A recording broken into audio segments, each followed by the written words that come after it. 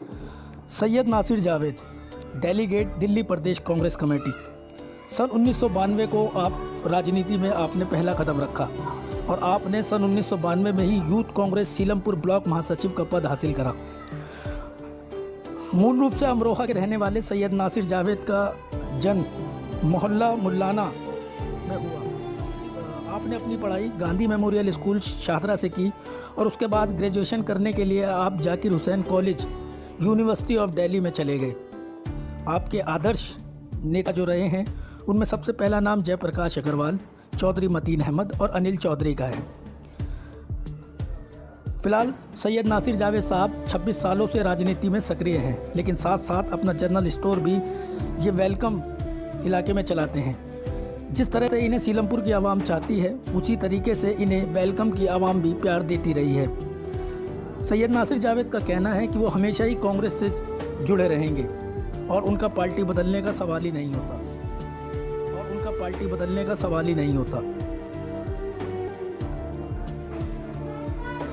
आप youth Congress minority department Congress सेवा दल में भी कार्य कर चुके हैं और अब आप आगे नौजवानों को जोड़ने का काम लगातार कांग्रेस के लिए कर रहे हैं।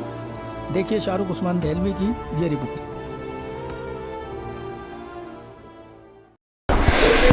आदाब दोस्तों, मैं शाहरुख उस्मान दहलवी और आज मैं आपको एक ऐसे शख्स से मिलवाने लाया हूं जो लगभग 26 सालों से कांग्रेस परिवार के साथ बिना किसी लालच के निस्वार्थ जुड़े हुए हैं।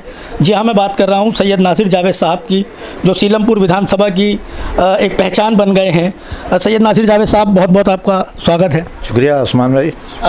किस तरह से आप लगभग इतने लंबे समय से आप कांग्रेस के साथ जुड़े हुए हैं? शाहरुख भाई, मैंने 1992 में कांग्रेस के कार्यकर्ता के रूप में शामिल हुआ था। 1993 में मुझे बाबरपुर ज़िला कांग्रेस कमेटी के जो सेवा दल के अध्यक्ष हुआ करते थे उस टाइम अनिल गौड़, उन्होंने मुझे अपनी टीम में शामिल किया और मुझे सीलमपुर ब्लॉक में एक अध्यक्ष के तौर पर काम करने की ऑफ़र की, जो मैंने एक्सेप्ट की।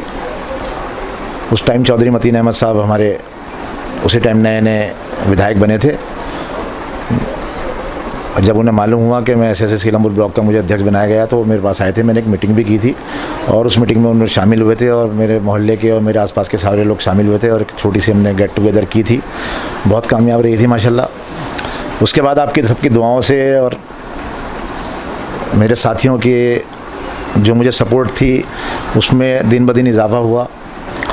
1993 में मैंने फिर यूथ कांग्रेस ज्वाइन की। सीलमपुर ब्लॉक में एक वाइस महासचिव के तौर पर मुझे अपॉइंट किया गया। उस टाइम सतीश शर्मा बाबरपुर ज़िला यूथ कांग्रेस के अध्यक्ष हुआ करते थे। वो जिम्मेदारी मुझे दी गई और मैंने उस जिम्मेदारी को बखूबी निभाया। कुछ ही दिन के बाद सतीश शर्मा जी को पद से हटाकर और राजकुमार जैन जी को ये जिम्मेदारी सौंपी गई। राजकुमार जैन को जब मालूम हुआ कि मैं सीलमपुर में रहता हूँ और बहुत एक्टिव हूँ, तो उन्होंने ज़िला अध्यक्ष बनने के बाद मुझे ख़ुद बुलाया और कहा, नासिर भाई, मैं आपका भाई हूँ और मैं चाहता हूँ कि आप मेरे साथ रहें और यूथ कांग्रेस को मजबूत करें। मैंने राजकुमार भाई, मैं तो कांग्रेस पार्टी का सिपाही हूँ और मुझे जो भी जिम्मेदारी मिलेगी मैं इंशाल्लाह उसे पूरी निभाऊँगा। उन्होंने मुझे फ़ौरन ही ज़िले में उपाध्यक्ष बनाया, वाइस प्रेसिडेंट अपॉइंट किया और साथ साथ ही मुझे सीलमपुर विधानसभा का यूथ कांग्रेस का इंचार्ज भी अपॉइंट किया। बस वो दिन था और आज का दिन है। अल्लाह ताला इसकी मेरे सर पे हाथ है और मेरे साथियों का साथ जो मेरे साथ रहा, तो उसके बाद जो मैंने तरक्की की है तो मैंने पलट के नहीं देखा। फिर मनोज चौधरी ज़िलाध्यक्ष बने यूथ कांग्रेस के। उनको भी मेरे बारे में मालूम हुआ कि भाई सीलमपुर विधानसभा की जिम्मेदारी जो है वो नासिर भाई बहुत अच्छी तरह निभाते हैं, तो उन्होंने मुझे बुलाया और कहा कि नासिर भाई, मैं आपका भाई हूँ छोटा और मैं चाहता हूँ कि सीलमपुर के ज़िले में तो आप मेरे साथ रहेंगे ही, मगर मैं चाहता हूँ कि सीलमपुर की जो पूरी जिम्मेदारी है विधानसभा की वो आप अपने कंधे पर उठाएँ। मैंने बताइए मैं क्या कर सकता हूँ पार्टी के लिए और आपके लिए। तो कहना, मैं चाहता हूँ सीलमपुर विधानसभा के जो चारों ब्लॉक अध्यक्ष हैं वो आप अपॉइंट करेंगे, मैं आपके किसी मामले में इंटरफेयर नहीं करूँगा। और अपने साथ जो आपकी पोस्ट थी वाइस प्रेसिडेंट राजकुमार जैन के टाइम में, उसी को मैं कंटिन्यू करूँगा। इससे ऊपर तो सिर्फ मैं अध्यक्ष हूँ, उससे ऊपर मैं दे नहीं सकता आपको, और इससे ऊपर कोई पोस्ट होती तो मैं आपको दे देता, लेकिन इससे ऊपर कोई पोस्ट होती नहीं, मैं अध्यक्ष हूँ। बस आप मेरे नीचे काम करेंगे, लेकिन आप मेरे बड़े भाई के अच्छे से मेरे साथ रहेंगे, और मुझे हर कदम पर आपके साथ की ज़रूरत होगी। अल्लाह के शुक्र से शाहरुख भाई, आपकी दुआ से मैंने बहुत अच्छी तरह अपनी ज़िम्मेदारी को समझा, निभाया। एक मीटिंग है और मैं चाहता हूँ कि अनिल भाई जब सीलमपुर विधानसभा में एंट्री करें तो आप छाप छोड़ दें उनके बाद पहली बार में। ऐसी मुलाकात आपकी पहली बार मैं होने चाहता हूँ कि हुआ आपकी मुलाकात के आप पहली बार में उनके ऊपर छाप छोड़ दें। मैंने कोई दिक्कत नहीं है मनोज भाई, इंशाल्लाह ऐसा ही होगा। मुझे सिर्फ 1 घंटे का टाइम मिला था शाहरुख भाई, और मैंने 1 घंटे में ये अपना दरबार रेस्टोरेंट है ये बाहर, चिकन कॉर्नर जो कि इसको कहते हैं आप, वहाँ से लेके और मैंने अपनी पूरी विधानसभा मौजपुर रेड लाइट तक 3 जगह उनके स्वागत के लिए बहुत बेहतरीन इंतज़ाम किया। जब वो दरबार पे गाड़ी से उतरे तो वहाँ बैंड बाजे, ढोल ताशे सब मौजूद थे। मेरे साथ में कम से कम 100 लड़के मौजूद थे, और उनके आते ही यूथ कांग्रेस जिंदाबाद, अनिल चौधरी जिंदाबाद, मनोज चौधरी जिंदाबाद, नासिर जावेद जिंदाबाद के जो नारे लगने शुरू हुए तो एकदम आसपास के लोग दंग रह गए कि भाई एकदम क्या हुआ, ये कहाँ से एकदम कौन आगे नेता आ गया इतना बड़ा जो इतना ढोल ताशे एकदम बजने लगे। बहरहाल हम थोड़ी देर के लिए वहाँ ब्लॉक अध्यक्ष हुआ करते थे नियाजुद्दीन अथर, उनके ऑफिस में जाके बैठे हम। उनका घर 11 नंबर में वहीं है, दरबार रेस्टोरेंट के पास में। उनके पास जाके बैठे हम, वहाँ थोड़ा नाश्ता वाश्ता किया, वहाँ से निकल के आए। वहाँ से अनिल भाई ने मुझे अपने साथ मैं बाइक पे चलने को तैयार था, बाइक पे बैठ रहा था, तो अनिल भाई ने मुझे आवाज़ दी कि नासिर भाई आप आइए मेरे साथ बैठिए। आप अपने साथ बिठाया। मनोज गाड़ी ड्राइव कर रहे थे। मनोज ने कहा कि अनिल भाई, हर विधानसभा में किसी की एमएलए से नहीं पड़ती, किसी की निगम पार्षद से नहीं पड़ती, किसी की ब्लॉक अध्यक्ष से नहीं पड़ती, किसी की ज़िला अध्यक्ष से नहीं पड़ती, लेकिन नासिर जावेद जो हैं ये एकमात्र ऐसे आदमी हैं कि सीलमपुर विधानसभा में जहाँ कौंसलर एमएलए को पसंद नहीं करते, एमएलए कौंसलर को पसंद नहीं करते, लेकिन नासिर जावेद ने अपनी ऐसी पोजीशन बनाई है कि चौधरी मतीन एमएलए हैं, वो उनको बहुत पसंद करते हैं। रज़िया सुल्ताना हमारे वार्ड की अध्यक्षा हैं, कौंसलर हैं, वो मुझे पसंद करती हैं। ज़मीर अहमद मुन्ना है, वो मुझे पसंद करते हैं। उस टाइम में 2 कौंसलर हुआ करते थे, 1 एमएलए हुआ करता था। आज 4 एमएलए, 1 एमएलए होता है, 4 कौंसलर होते हैं। उस टाइम में 2 कौंसलर हुआ करते थे। नासिर साहब, एक चीज़ पूछना चाहूँगा आपसे कि लगातार 2 विधानसभा चुनाव में कांग्रेस की जो करारी हार कांग्रेस को मिली, उसके पीछे क्या था कि नौजवान जो युवा वोटर था वो कांग्रेस से हटता चला गया, लेकिन आप मुसलसल 26 सालों से कांग्रेस के साथ ही लगे हुए। मैं शाहरुख भाई वक्त के साथ बदलने वालों में से नहीं हूँ। मैंने कांग्रेस पार्टी ज्वाइन की थी, और मैं जब तक हूँ, जब तक कांग्रेस पार्टी में ही रहूँगा। हालात कुछ भी रहें, कैसे भी रहें, अच्छे दिन भी हमने देखे। केंद्र में हमारी सरकार रही, दिल्ली में हमारी सरकार रही, तो जब हमने साथ रहे, तो आज बुरा वक्त जब कांग्रेस पे आया है तो मैं उसको साथ कैसे छोड़ सकता हूँ। मैं अकेला ही चला था जानिब मंजिल, मगर लोग आते गए और कारवां जुड़ता गया। लगभग 26 सालों से कांग्रेस परिवार से जुड़े हैं और लोगों को भी जोड़ते चले गए, लेकिन सवाल अब ये उठता है कि आखिर 26 सालों में नासिर जावेद ने कांग्रेस का साथ नहीं छोड़ा और कांग्रेस को और मजबूत करने की हर कोशिश उनकी जारी है। नासिर साहब, आपसे एक सवाल और करूंगा कि अब आगे की आपकी क्या रणनीति है? क्या आप कांग्रेस से ही जुड़े रहेंगे या आगे कुछ बदलाव? नहीं शाहरुख भाई, अब मैं कहीं नहीं जा रहा। बुरे दिन, अच्छे दिन हमने देखे थे, तो बुरे दिन भी हम देख रहे हैं, और ये बुरे दिन भी इंशाल्लाह नहीं रहेंगे। इंदिरा गांधी के टाइम पे भी एक बुरा दौर आया था कांग्रेस के ऊपर, लेकिन उसको कांग्रेस ने बहुत जल्दी सर्वाइव किया था। और मैं नहीं समझता कि अब आने वाले टाइम में अब दिल्ली दूर है, भी वो हार गए। लेकिन आज भी आप जाके देखें, आप मौजूदा एमएलए के यहाँ जाइए और इन चौधरी मतीन साहब के जाइए, आपको वहाँ बिल्कुल वीराना मिलेगा। और आप यहाँ जाके देखिए, आप, मैं यहीं बैठा हूँ, आप मेरा इंटरव्यू करने के बाद आप वहाँ जाइए और देखिए वहाँ कितनी रौनक हो रही है, और लोग कितने बैठे हैं और कितनी उम्मीदें लेके आते हैं, और वो मतीन भाई उनकी हर उम्मीद को पूरी तरह पूरा करते हैं। मान सम्मान देते हैं, इज्जत देते हैं, किसी से बदतमीज़ी नहीं करते, गाली गलौज तो दूर, किसी से बदतमीज़ी नहीं करते। तो ये उनके अंदर क्वालिटी है, और ये बस बहकावे में थे लोग। चौधरी मतीन जैसा आदमी को नहीं हारना चाहिए था, कितने भी बुरे हालात हो जाते, लेकिन चौधरी मतीन अहमद को जीतना चाहिए था। चलिए, मैं आपसे एक सवाल और करना चाहूँगा कि कांग्रेस में कई नेता हैं, लेकिन फिर भी आपने अपना आदर्श नेता जिनको माना है जयप्रकाश अग्रवाल, अनिल चौधरी और चौधरी मतीन अहमद, इसके पीछे क्या वजह रही?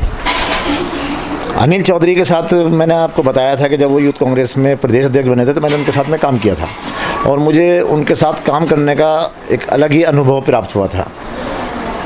वो कम उम्र के साथ कम उम्र का बर्ताव करते थे और अपने से कोई बड़ा था तो उसके साथ में उसी तरह का बर्ताव करते थे। उन्होंने मुझे बहुत इज़्ज़त दी और उन्होंने मुझे हर जगह अपने साथ रखा, अपने साथ हर जगह लेके गए और हमेशा वो ये कहते थे, नासिर भाई आप बहुत मेहनत करते हो, उस मेहनत के हिसाब से आपको कुछ नहीं मिला और बस दुआ करो। और मेरी भी दुआ है कि कभी वो वक्त आए कि मुझे कुछ ज़िम्मेदारी मिले और मैं इस काबिल हूँ कि मैं आपको कोई ज़िम्मेदारी दे सकूँ तो मैं आपको ज़िम्मेदारी दूँगा। उसी उम्मीद पर दुनिया कायम थी, मैं भी उसी उम्मीद पे था कि इंशाल्लाह कभी ना कभी अनिल चौधरी, क्योंकि राहुल गांधी के बहुत करीबी रहे हैं, कम उम्र हैं, एमएलए रहे, एक बार दो बार काउंसलर रहे, एआईसीसी में सेक्रेटरी हैं, बहुत कम उम्र में उनको बहुत अच्छी अच्छी पोस्टें मिली हैं। वो भी एक आंधी में हार गए थे, मनीष सिसोदिया के सामने पटपड़गंज से लड़े थे वो, तो एक आंधी थी जो उसमें वो भी हार गए थे। इस बार वो चुनाव लड़े नहीं, लेकिन आज फिर दोबारा राहुल गांधी जी ने, सोनिया गांधी जी ने अनिल चौधरी पे भरोसा किया है, एतक़ाद किया है और उन्होंने शपथ लेने से पहले शाहरुख भाई काम करना शुरू कर दिया था।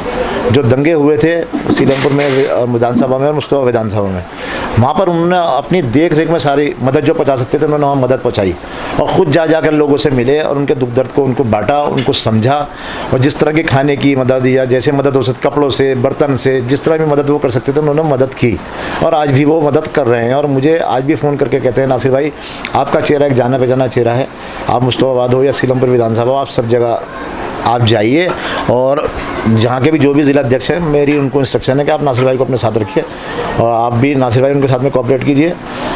तो मैं शाहरुख भाई वो कर रहा हूँ। जहाँ तक आपने जयप्रकाश जी की बात की, जयप्रकाश अग्रवाल जी जब हमारे यहाँ से नॉर्थ ईस्ट एमपी बने, उस टाइम वो दिल्ली प्रदेश के अध्यक्ष भी थे।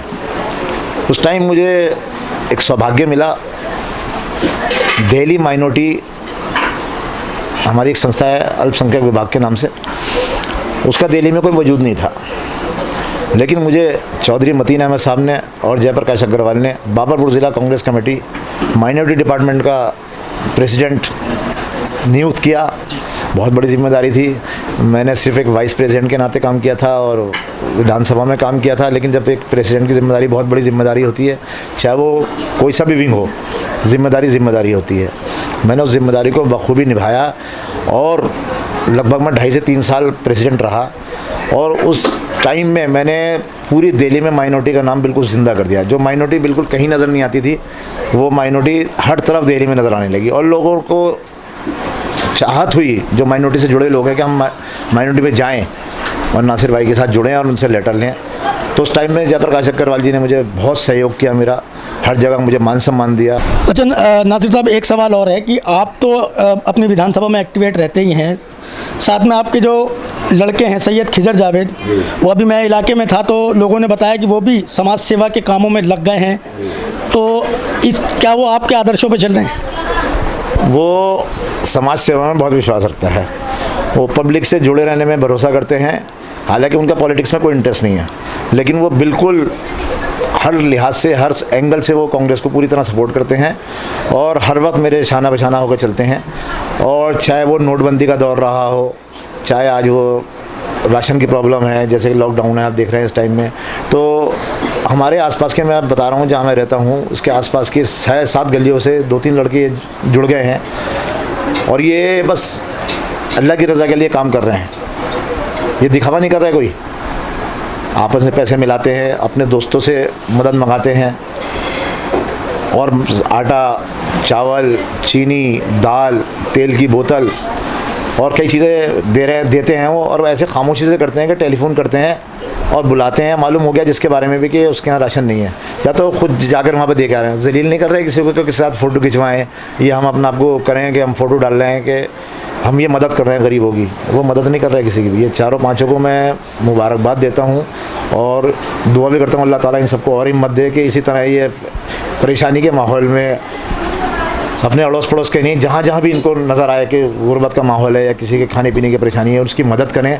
जिस तरह ये चल रहे हैं, मैं चाहता हूँ कि आगे भी इनका यही रवैया रहे और अपने बड़ों की इज़्ज़त करें, छोटों से प्यार करें और जहाँ भी गुर्बत का माहौल हो उसमें ये शामिल हों और उसमें ये बखूबी इस काम को निभा रहे हैं। मैं बहुत खुश हूँ उनके काम से कुल मिला के। बहुत बहुत शुक्रिया शाहरुख भाई आपका, और मैं दिल से दुआ करता हूँ कि आप ज़िंदगी में खूब आगे बढ़ें। आपका शाहरुख उस्मान देलवी साहब का यूट्यूब चैनल है, वो दिन दूनी रात चौगनी तरक्की करे, और आप इसी तरह एक हम मुझ जैसे छोटे नेताओं को सपोर्ट कर रहे हैं। आप मेरा इंटरव्यू ले रहे हैं, उसे आप यूट्यूब पे अपने डिस्क्राइब करेंगे, डालेंगे उसे, तो मुझे बहुत अच्छा लगा कि आप मेरा इंटरव्यू लेना है। मैं आपका बहुत बहुत शुक्रिया अदा करता हूँ। बहुत बहुत शुक्रिया।